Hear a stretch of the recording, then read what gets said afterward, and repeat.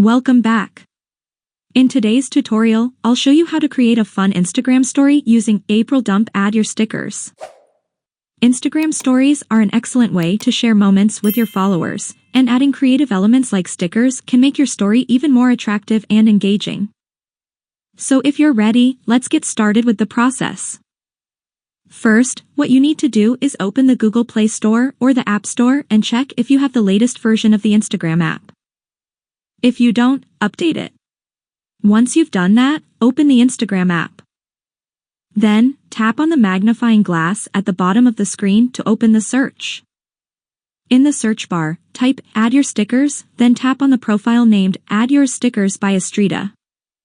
Once you're on the profile, find the highlighted post named Monthly Dump and tap on it. Now, find the story named April Dump and tap on Add Yours. This will open your Instagram camera. Now, you can either take a photo or video directly, or you can simply choose from ready-made photos or videos by tapping on the square in the bottom left corner of the screen. That's it, folks. Your story is now ready to be published. If you found this video helpful, don't forget to like it and subscribe to my channel, it would mean a lot to me. Thank you so much for watching, see you in the next video.